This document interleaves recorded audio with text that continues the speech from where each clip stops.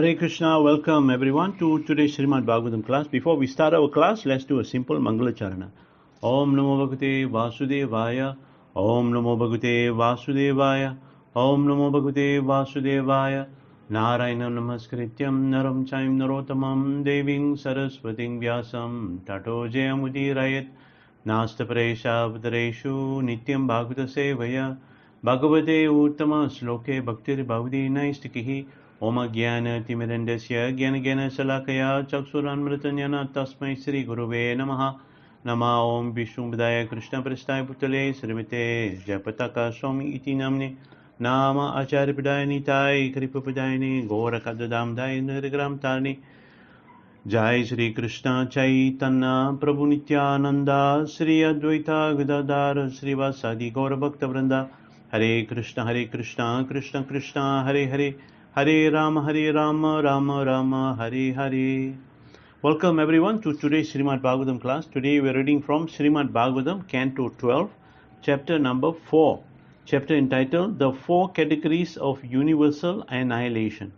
So in this chapter, Sukadeva Goswami is going to talk about the four categories of universal annihilation. So these four categories of annihilation falls under constant annihilation, occasional annihilation, material annihilation, and final annihilation. So what are these four categories of universal annihilation? Constant annihilation is what we experience as birth and death.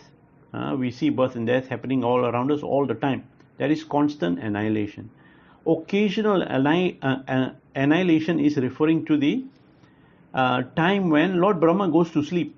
You see, Lord Brahma, he has 24-hour days. 12 hours is daytime, 12 hours is nighttime.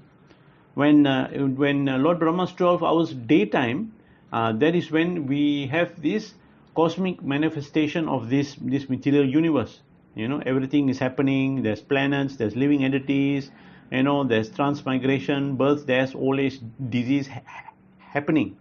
But when Lord Brahma's nighttime comes, what happens is everything is wound up again back into Dakashai Vishnu. That is occasional annihilation. Material annihilation is when Lord Brahma reaches the end of his life. When Lord Brahma reaches the end of his life, what happens is this whole universe is destroyed, and even Lord Brahma is merged back into Dakashai Vishnu. And then the last one is final annihilation. Final annihilation is when the living entity in this material world gets realization from the absolute knowledge, transcendental knowledge, and he gets liberation. That is the final annihilation. So this is a very interesting chapter. So the reason why Sukadeva Goswami is talking about the topic of annihilation is because the following chapter is the final instruction from Sukadeva Goswami to his disciple Parikshit Maharaj before he leaves his body by being bitten by a Takshaka snake. So let's see what Sukadeva Goswami says in this chapter. Text number 1. Sukadeva Goswami said, "My dear king, I have already described to you the measurement of time, beginning from the smallest fraction measurement by the movement of a single atom up to the total lifespan of Lord Brahma. I have also discussed the measurement of the different millennials of universal history. Now hear about the time of Brahma's day and the process of annihilation."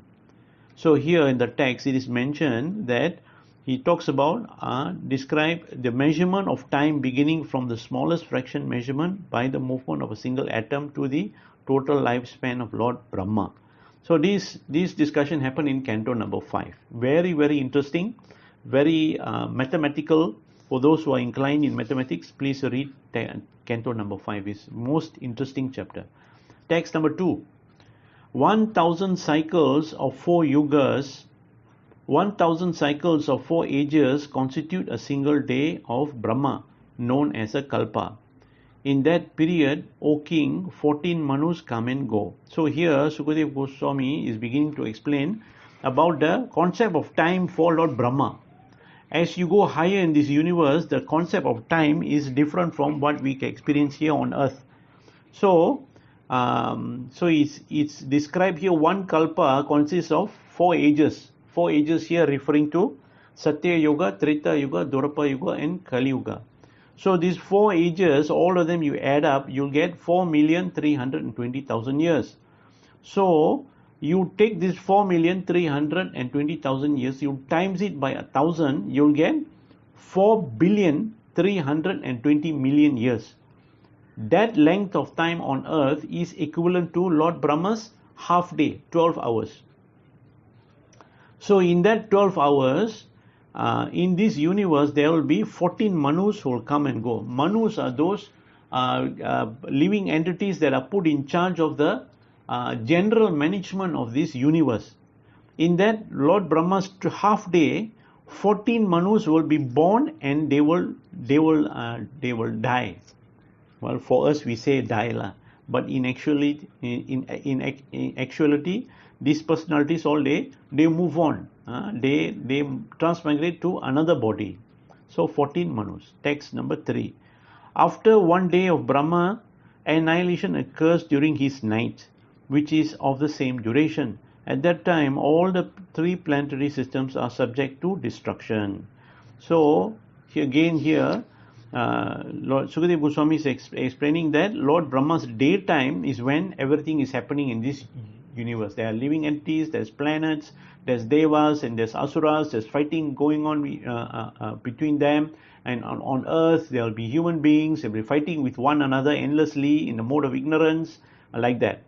But when his Lord Brahma's nighttime comes, what happens is everything is destroyed. Everything is destroyed. All planets are destroyed, all living entities are destroyed, and all the jiva atmas, the living entities, merge back into Garbhodakashaya Vishnu, and all of them will go to sleep just as Lord Brahma sleeps. When Lord Brahma wakes up, that is his daytime, again he will start the process of creation.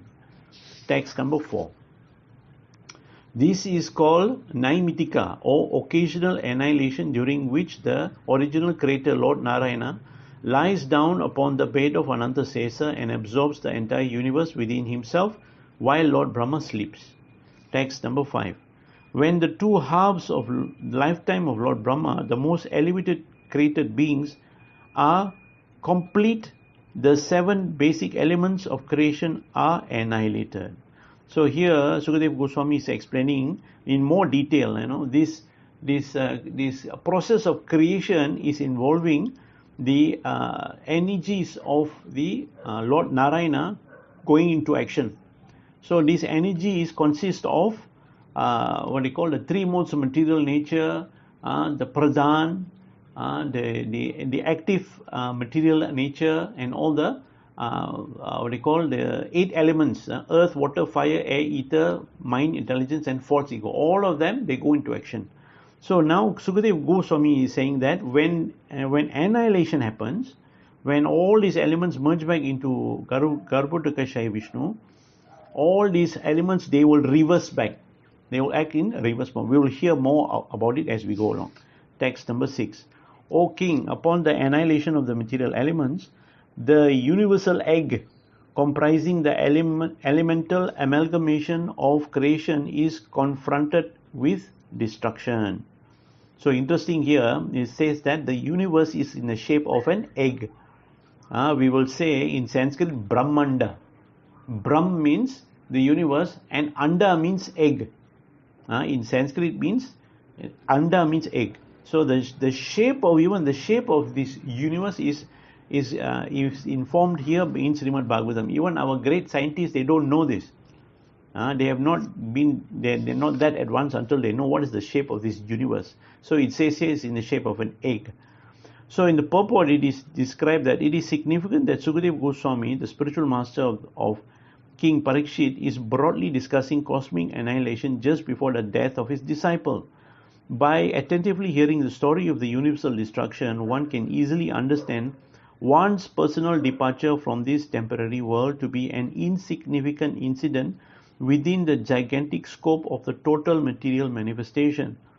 By his deep and relevant discussion of the creation of God, Sukadeva Goswami, as an ideal spiritual master, is preparing his disciple for the moment of death. So this is the secret of this chapter. By understanding what happens, how this our so-called death happens, then we get a correct perspective as to our death. We get a correct perspective as to our life. What is our life meant for in the scheme of the whole universe? Text number 7. As annihilation approach, O king, there will be no rain upon the earth for 100 years. Drought will lead to famine, and the starving populace will literally consume one another.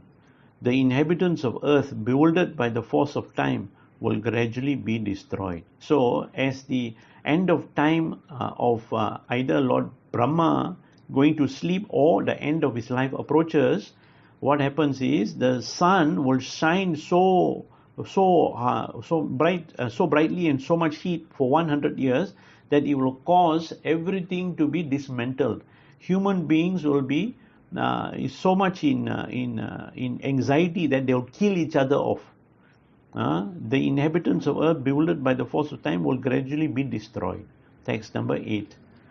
The sun in its annihilating form will drink up with its terrible rays all the waters of the ocean, of living bodies and of earth itself. But the devastating sun will not give any rain in return. Text number 9. Next, the great fire of annihilation will flare up from the mouth of Lord Sankarsana, carried by the mighty force of the wind. This fire will burn throughout the universe, scorching the lifeless cosmic shell. So after the sun burns so brightly, it burns up everything in this universe, what happens is Anantasesa will be sitting at the bottom of the universe. From his mouth will come this fire of annihilation. From the bottom of the universe, there's a fire that will come and finish off whatever else that is still living and still alive. You'll burn every planet, you'll burn every living entity, every living entity will die. Text number 10. Burn from all sides, from above by the blazing sun and from below by the fire of Lord Sankarsana. The universal sphere will glow like a burning ball of cow dung. Text number 11.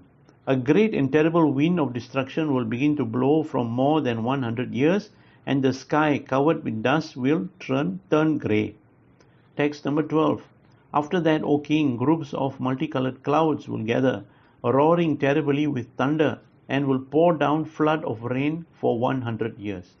So, you have 100 years of blazing sun that will destroy everything. Then you have 100 years of fire coming from the bottom of the universe.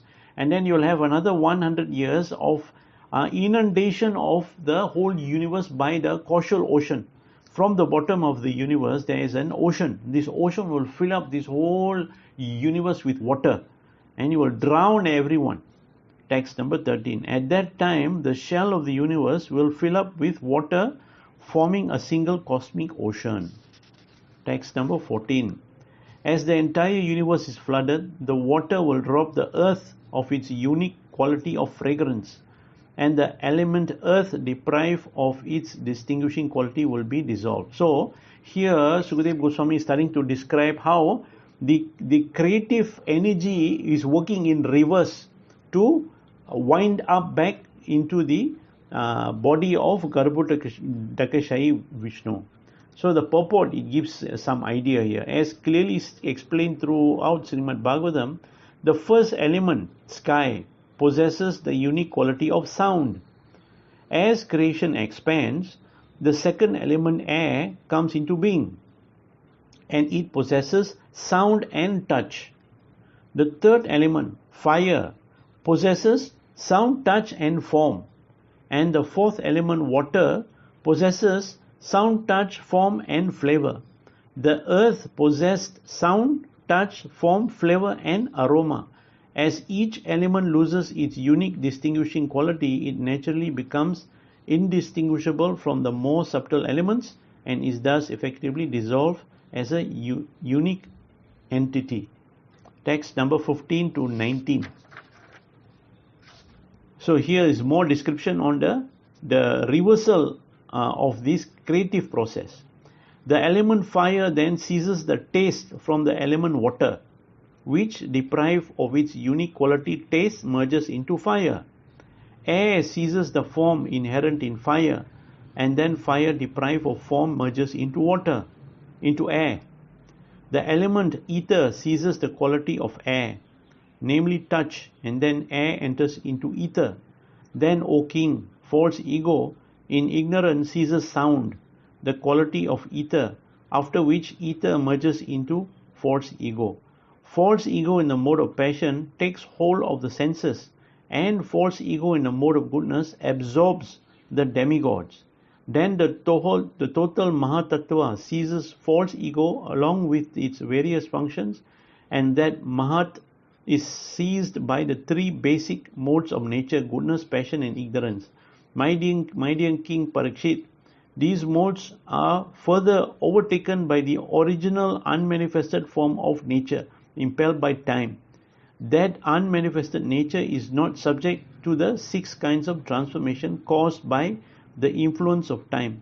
Rather, it has no beginning and no end. It is unmanifested, eternal, and infallible cause of creation. Text number 20 to 21. In the unmanifested stage of material nature called pradhana, there is no expression of words, no mind, no manifestation of the subtle elements beginning from the mahat, nor are there the modes of goodness, passion, and ignorance. There is no life air or intelligence, nor any sense or demigods. There is no definite arrangement of planetary systems, nor are there present the different stages of consciousness: sleep, wakefulness, and deep sleep. There is no ether, water, earth, air, fire, or sun. The situation is just like that of complete sleep or of voidness. Indeed, it is indescribable. Authorities in spiritual science explain, however, that since pradhan is the original substance, it is actual basis of material creation. So when everything is absorbed into Garbhodakashayi Vishnu, and here Sukadeva Goswami is giving a description where nothing exists. There is no sound, there is no mind, there is no living entity. It was just total darkness. It is void. And he says here it is indescribable, cannot be described, because we don't have anything in our experience on earth or in this universe that can describe this kind of level of emptiness. Text number 22. This is the annihilation called prakritika, during which the energies belonging to the Supreme Person and his unmanifested material nature, disassembled by the force of time, are deprived of the potency and merged together totally. Text number 23. It is the absolute truth alone who manifests in the form of intelligence, the senses, and the object of sense perception, and who is their ultimate basis. Whatever has a beginning and an end is insubstantial because of being an object perceived by limited senses and because of being non-different from its own cause. So here, all subtle and gross material manifestation are made visible by the potency of the Supreme Lord, and again becomes invisible or unmanifested at the time of annihilation. They are therefore in essence not separate from the source of their expansion and withdrawal. So here Sukadeva Goswami is making a very, very important point. He says there is nothing in our existence that we perceive through our senses, that we experience through our body, that we can separate from the Supreme Personality of Godhead. Everything we experience in this material world is an expansion of the Supreme Personality of Godhead's energy. That is the main point that is made here by Sukadeva Goswami. Text number 24. A lamp, the eye that views by the light of that lamp, and the visible form that its view are all basically non-different from the element fire. In the same way, intelligence, the senses, and sense perception have no existence separate from the Supreme Reality, although that absolute truth remains totally distinct from them. So here Sukadeva Goswami is saying that when you look at a lamp, the eyes that is seeing the lamp and the visible form of the flame of the lamp is not different from the fire element. Fire element is pure, the Supreme Lord's pure energy manifestation. So he says here that although it is the energy of the Supreme Lord, but the Supreme Lord is not affected by all these things. He is not affected, So in a mathematical way to explain this is 1 minus 1 is equal 1. When it comes to Lord Narayana, when he expands himself and creates all kinds of living entities and planets and universes, he doesn't become less because he has given out his energy. He remains equally balanced, always balanced. Text number 25. The three states of intelligence are called waking consciousness, sleep and deep sleep. But, my dear king, the variegated experience created for the pure living entity by these different states are nothing more than illusion. So here, pure Krishna consciousness exists beyond the various stages of material awareness. Just as darkness vanished in the presence of light, so illusory material intelligence, which is experienced as normal perception, dreaming or deep sleep, completely vanishes in the brilliant presence of pure Krishna consciousness, the constitutional condition of every living entity. So here Sukadeva Goswami is encouraging all of us. He is telling here that when you take to Krishna consciousness seriously, what will happen is from your very eyes and from your intelligence, you will see that all around you is actually not real. We take this world so seriously. We take this world so personally. Anything happen in this world, we think it is us. No, it is not us. It's not a reflection of us. It is just a movement of Krishna's energy. And we should, with Krishna consciousness, we'll be able to see this, and with that we will automatically gain detachment. From detachment comes knowledge. Knowledge of what? Knowledge of what really things are, what the reality is, and at the same time you also get knowledge of how do you free yourself from this repetition of repeated birth and death in this material world. That is very, very, very precious. Text number 26. Just as clouds in the sky come into being and are then dispersed by the amalgamation and dissolution of their constituent elements, this material universe is created and destroyed within the absolute truth by the amalgamation and dissolution of its elemental constitutional part. In other words, everything happens and everything is dissolved by the will of the absolute truth. Everything is moving by his will. Text number 27.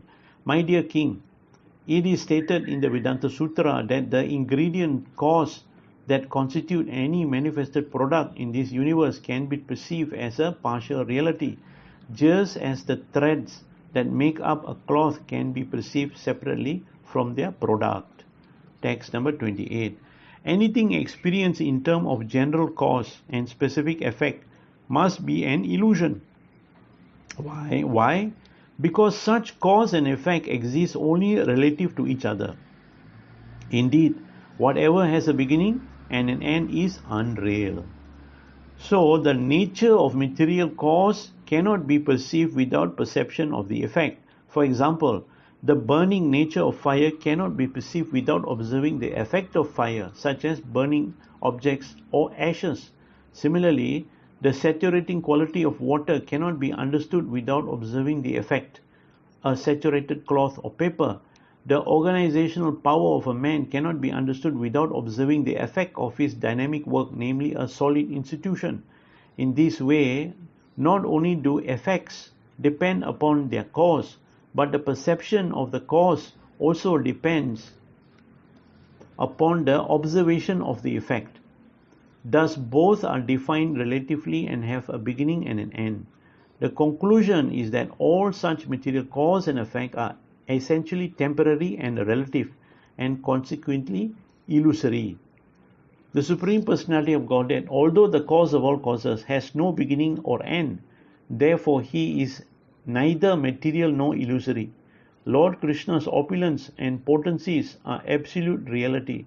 beyond the interdependence of material cause and effect. Simply put, what is truly real is Sri Krishna and his expansion. The spiritual energy has more reality than what we perceive with our senses through our eyes, our nose, our tongue, our ears, our sense of touch. Spiritual reality is more real than what we can perceive through our senses. Why? Because our very body which holds these senses is temporary. Once this body is gone, what is it that we can perceive in this world? Nothing. But we continue to exist in the spiritual form eternally, in the spiritual form as spirit soul. Text number 29. Although perceived, the transformation of even a single atom of material nature has no ultimate definition without reference to the supersoul. To be accepted as factually existing, something must possess the same quality as pure spirit, which is eternal, unchanging existence. So an example is given here. A mirage of water appearing in the desert is actually a manifestation of light.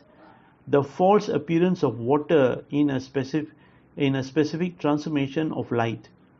That which falsely appears as independent material nature is similarly a transformation of the Supreme Personality of Godhead. Material nature is the external potency of the Lord. Text number 30. There is no material duality in the absolute truth.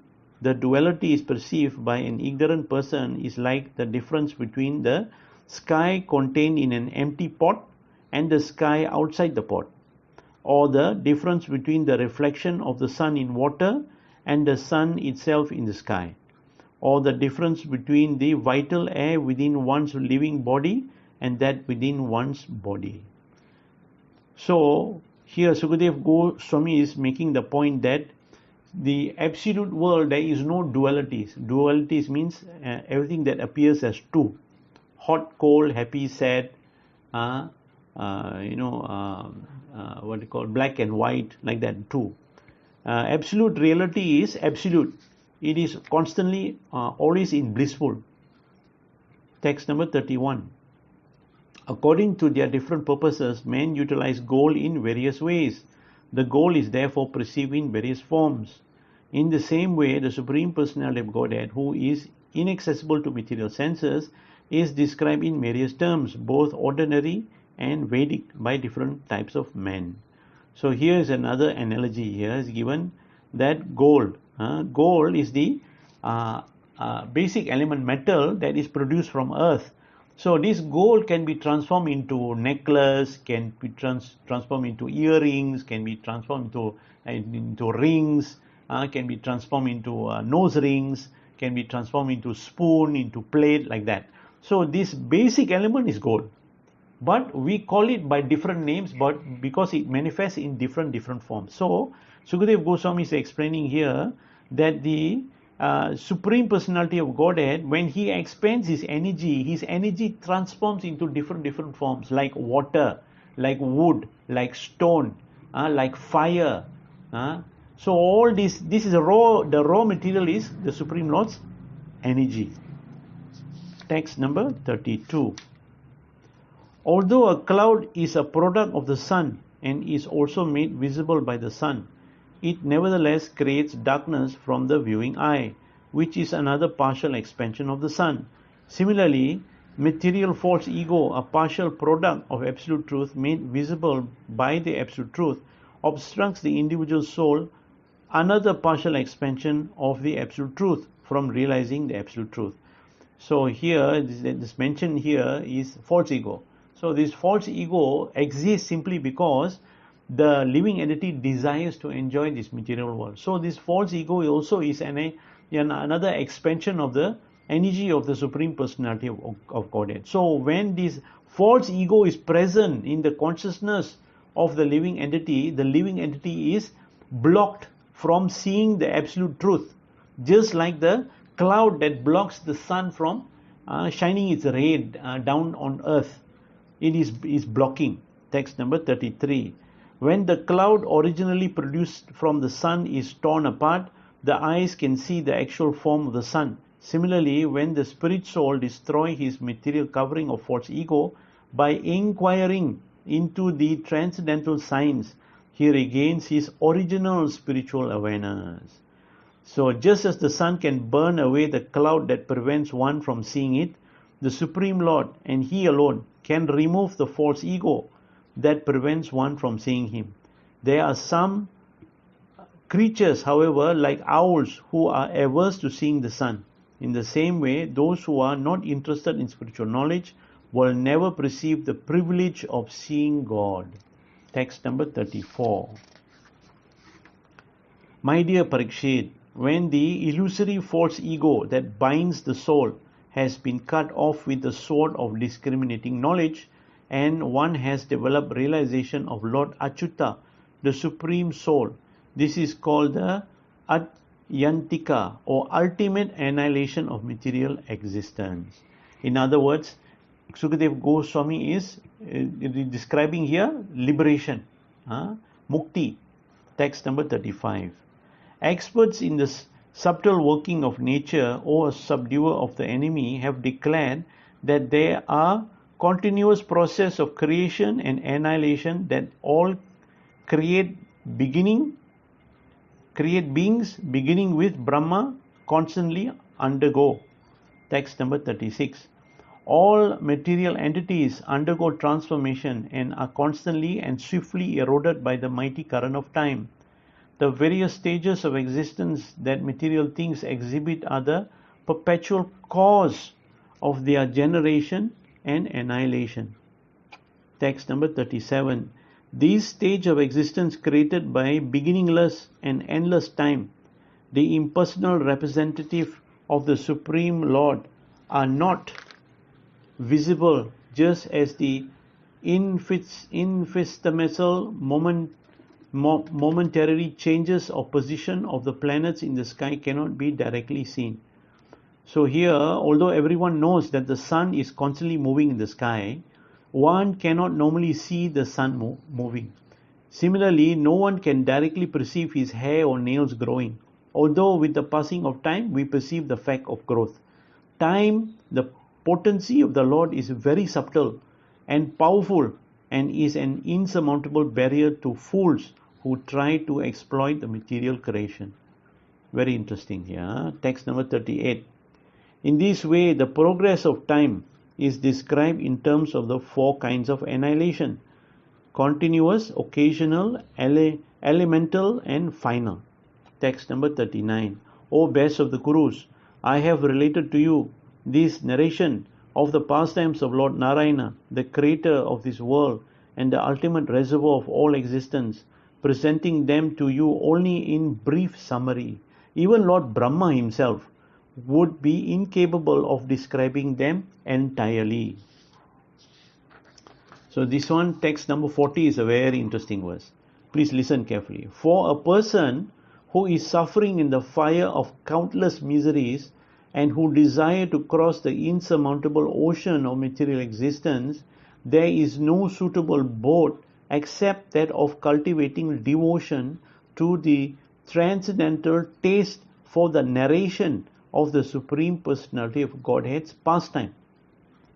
So here, Sukadeva explains that although it is not possible to completely describe the pastime of the Lord, even a partial appreciation can save one from the unbearable miseries of material existence. The fever of material existence can be removed only by the medicine of the holy name and pastimes of the Supreme Lord, which are perfectly narrated in Srimad Bhagavatm. Text number 41. Long ago, this essential anthology of all the Puranas was spoken by the infallible Lord Narayana Rishi to Narada, who then repeated it to Krishna Dvaipana Veda Vyas. Text number 42. My dear Maharaj Parikshit, that great personality Srila Vyasadeva taught me this same scripture, Srimad Bhagavatam, which is equal in stature to the four Vedas. Text number 43. O best of the Kurus, the same Sutta Goswami who is sitting before us will speak this Bhagavatam to the sages assembled in the great sacrifice of Naimisaranya. This he will do when questioned by the members of the assembly, headed by Saunaka. So this is the end of the chapter 4, titled the 4 categories of universal annihilation.